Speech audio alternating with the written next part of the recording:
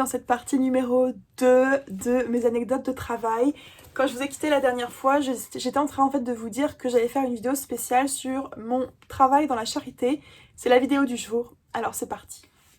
Précédemment, je disais que quand je suis arrivée dans ce boulot, j'étais super bien accueillie. Et c'est vrai, j'ai été accueillie comme une princesse, je me sentais super bien dans ce travail, vraiment appréciée de tout le monde.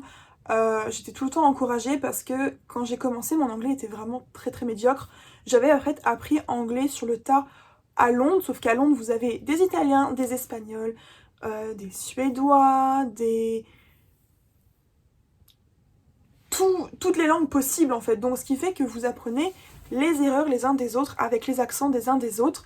Et quand j'ai changé pour aller à Swindon, c'était vraiment des Anglais, the British. Et déjà je comprenais pas tout ce qu'ils disaient parce qu'il y avait vraiment l'accent anglais qu'on ne retrouve pas à Londres. Et en plus de ça, c'était aussi un dialecte un petit peu différent sur certains moments. De plus, faut pas oublier que je travaillais avec des jeunes de mon âge qui avaient une vingtaine d'années. C'est comme en France, vous avez votre jargon, et bah ici c'est pareil, vous avez le jargon anglais, donc faut le comprendre. Quand j'ai commencé le travail, en fait la première journée on va dire d'intégration, vous êtes mis avec un leader qui vous montre le travail, vous passez une journée avec lui et vous voyez comment tout se passe, vous avez aussi la présentation du travail, puis vous êtes mis avec votre leader approprié. Et moi malheureusement en fait ce qui s'est passé c'est qu'ils m'ont mis avec un leader avec qui je m'entendais absolument pas.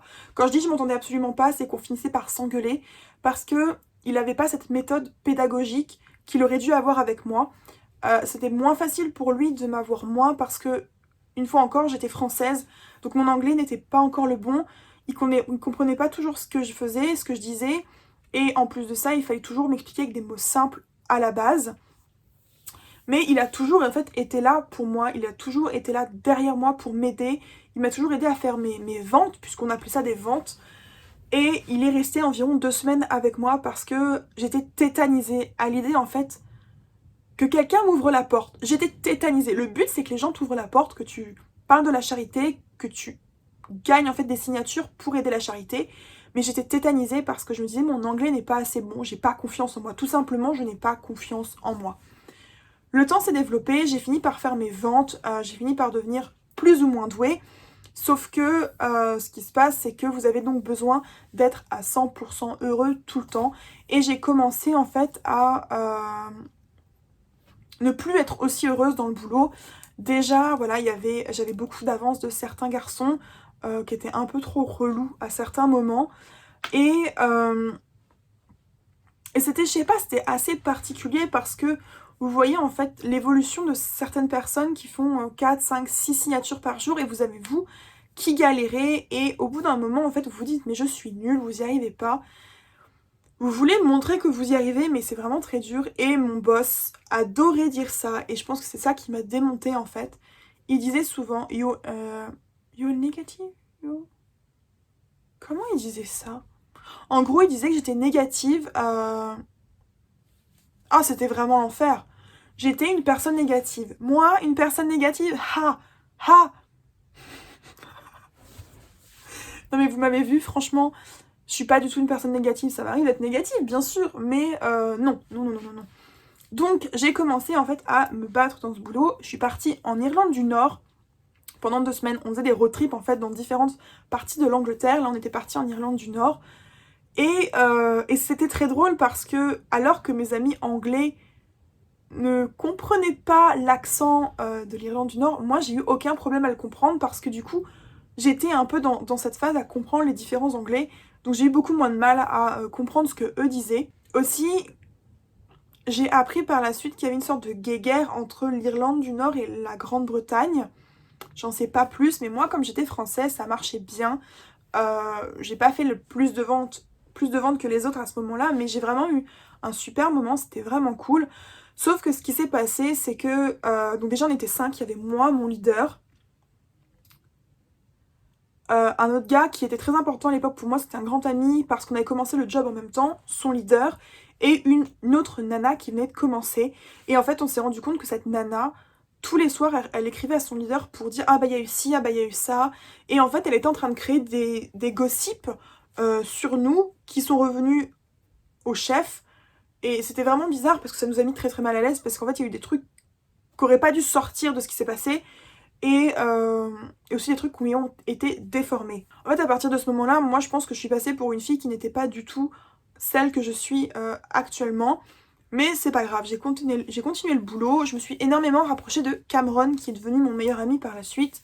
On passait énormément de temps ensemble. En fait, mon leader, comme je m'entendais pas avec lui, Cameron m'a pris un peu sous son aile. Il m'a vraiment aidé à faire mes ventes, il me montrait vraiment comment faire. En plus de ça, il a de la famille française, donc c'était beaucoup plus facile. On avait beaucoup de points en commun, il était tout le temps en train de m'aider. C'était vraiment très très important pour moi. Et oui, avec mon leader, ça n'allait pas.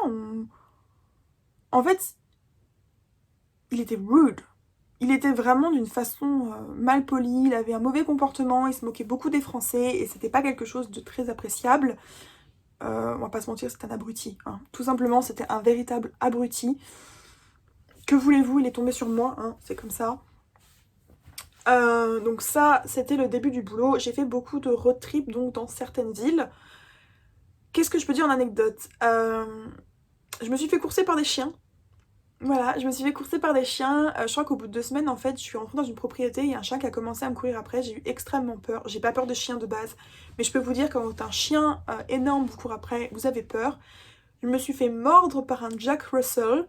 Ça a été... Mon meilleur ami, par contre, s'est fait mordre jusqu'au sang. Ça, je m'en souviens. Je me suis liée d'amitié avec une dame. Je me souviens qu'elle a pas signé.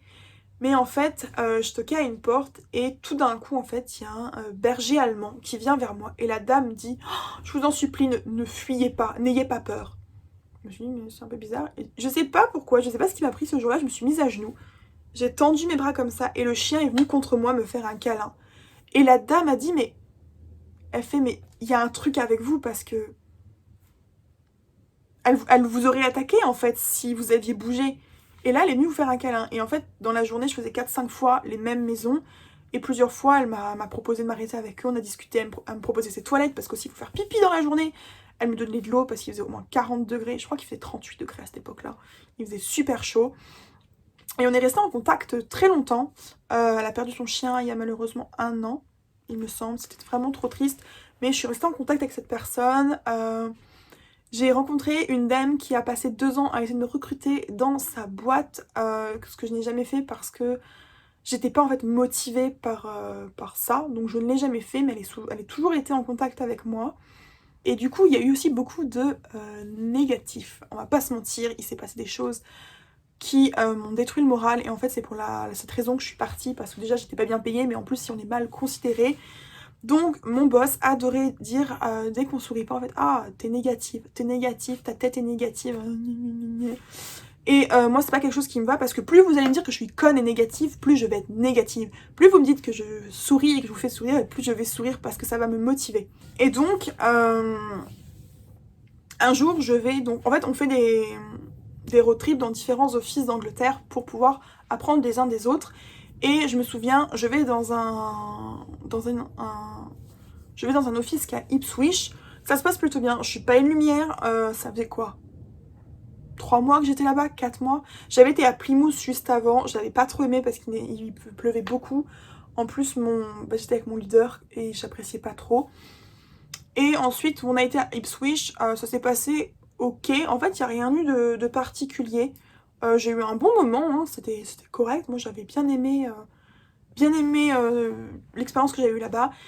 Et quelques mois plus tard, j'étais à Birmingham. Et Birmingham m'a fait me rendre compte en fait que je voulais plus faire ça. Et encore, hein, c'était au mois de mars, je crois. Et j'ai quitté au mois d'août. Birmingham, soyons honnêtes les gars, ils ont un accent. L'accent anglais de Birmingham, c'est une catastrophe. C'est super super strong. Et du coup, en fait, j'avais beaucoup de mal. Alors déjà, écouter des gens parler en anglais. Écouter des gens parler en anglais avec un accent de Birmingham.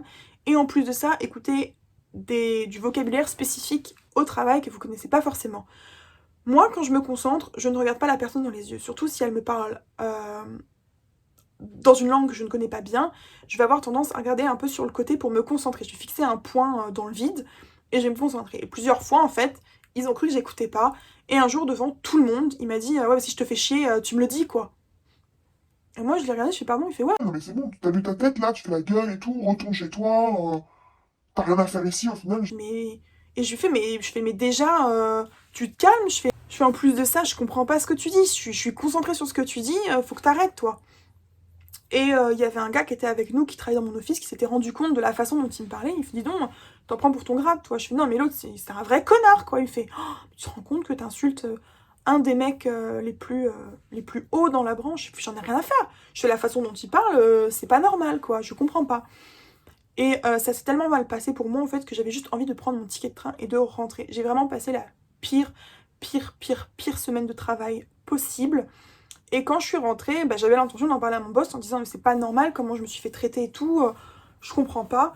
Et en fait, il a eu un appel en disant que j'étais la fille la plus négative qu'ils aient jamais vue, que c'était surprenant, mais qu'est-ce qu'elle a Et je me suis fait mais démonter au boulot et j'ai dit mais je suis pas étonnée qu'il m'ait dit ça, mais il me fait non mais c'est pas la première fois qu'on me dit ça. Je fais bah écoutez, non, je suis pas comme ça, si vous voulez pas, c'est comme ça quoi.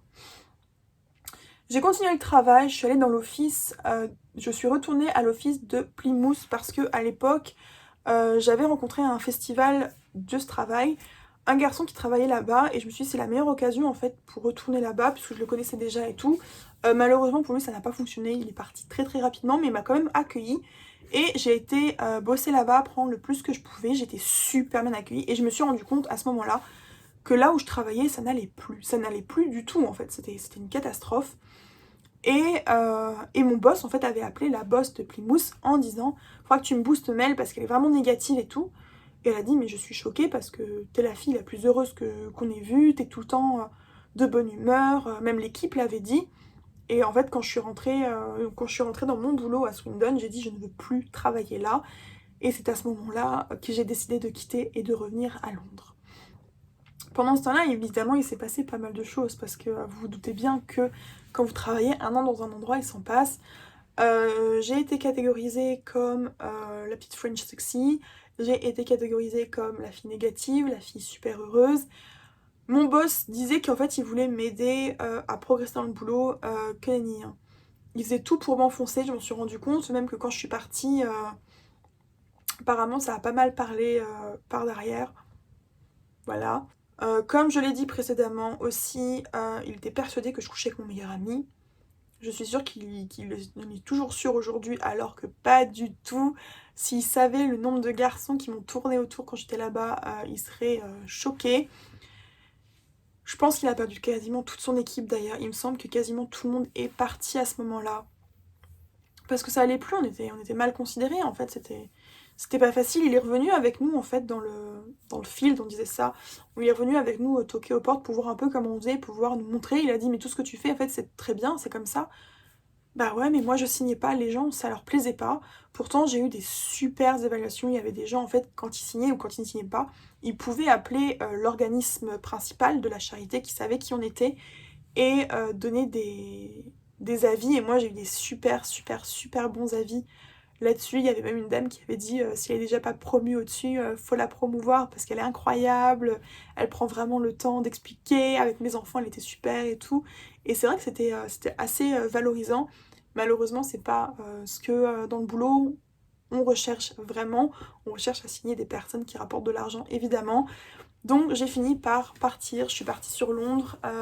J'ai jamais touché ma prime parce qu'évidemment bah ça ils ont tout fait pour ne pas me la donner.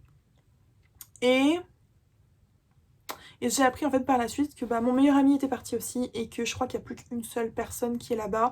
J'ai retrouvé d'autres personnes qui étaient dans un univers un peu similaire, qui travaillaient dans une boîte à côté et qui m'ont dit en fait c'est la meilleure chose que j'ai faite, c'est de quitter ce travail, eux comme moi, parce que c'est un univers en fait qui vous retourne le cerveau. Et c'est horrible ce que je vais dire mais c'est pas un univers sain. Vous êtes bien entouré, vous êtes avec des gens de votre âge, vous avez des collègues, et ça c'est quelque chose qui me manque énormément. Vous êtes rabaissé à longueur de journée, on vous met pas en valeur, et en fait, si on vous met pas en valeur, vous n'arrivez pas à avancer, c'est malheureusement ce qui se passe tout le temps. Donc c'est ce qui s'est passé avec moi, c'est ce qui s'est passé avec mon meilleur ami, c'est ce qui s'est passé avec tout le monde. En plus, raconter des ragots sur les uns sur les autres, c'est pas du tout professionnel, il y a beaucoup de choses pas professionnelles qui se sont passées dans ce boulot. J'avoue que là, sur le moment, j'ai plus d'anecdotes. Pourtant, j'en ai eu des choses. Il y en a eu des choses, mais j'en ai plus. Donc, je ferai sûrement une autre vidéo sur le sujet parce qu'il y en a eu à dire. Mais sur ce, je vous dis merci d'avoir regardé cette courte vidéo sur mon expérience un peu traumatisante dans la charité. Et je vous dis à la semaine prochaine pour une nouvelle vidéo.